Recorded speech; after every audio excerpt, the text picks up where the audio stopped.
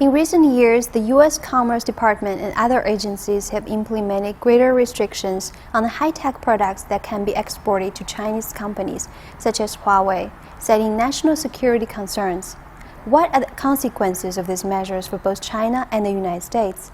How should countries better manage the flow of technology across borders? We recently talked with Yukang Huang, a senior fellow in the Asia program at the Carnegie Endowment for International Peace, who also served as the World Bank's country director for China from 1997 to 2004. Here's what he said. If these restrictions are imposed seriously, it could really jeopardize the future of many Chinese companies. But to the same extent, when you actually restrict American exports of these high-tech products to China, U.S. companies suffer a lot. U.S. companies producing these high-tech components, their revenues are 20 to 50% of their revenues come from exporting to China.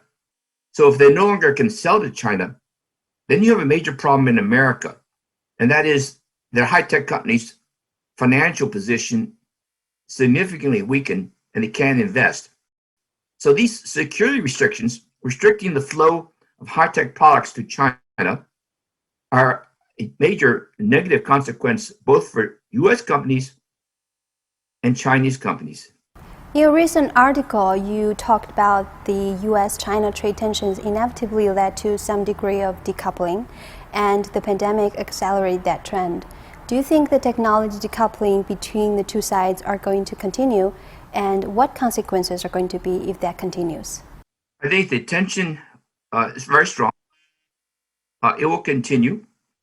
I don't think it can continue forever. Why not?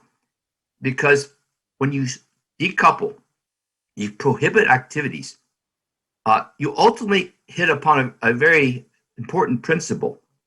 The principle about knowledge, innovation, and how that knowledge is spread across countries.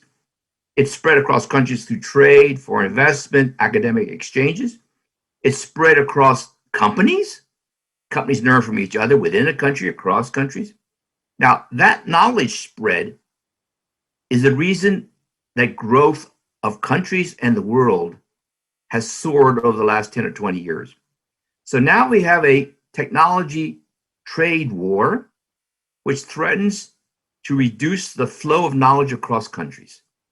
And if that continues, global growth will stagnate. They're going to go back to the dark ages in some way, because nobody by themselves can create all that knowledge. Okay? So here's the issue. That's why, as an economist, I say we have a problem. There's going to be increasing concern. There's going to be stoppages, restrictions, decoupling. But people will then realize that economies stagnate, wages stagnate, jobs stagnate. So they have to then realize we can't let this go on. The renowned economist said countries must allow knowledge to move across borders, while noting that the security issue should be addressed with an international agreement. And then the question is, can this be struck? And the answer is yes. But it needs a global agreement that this is the solution, that countries have a right, or they will insist upon the right, to deal with certain security aspects in terms of economic investment flows. But we don't want that right to prohibit economic investment flows or technology transfer, because if we did, growth would stop globally. So as an economist, I realize that everyone will want growth to continue, because we all suffer if it doesn't continue. That's why I think it will be addressed, because we can't afford not to address it. It would be a disaster if we don't deal with this.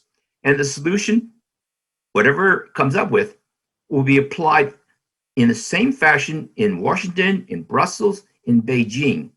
In that sense, all three parts of the important economic world will basically say we have a principle which is being applied equally across our borders.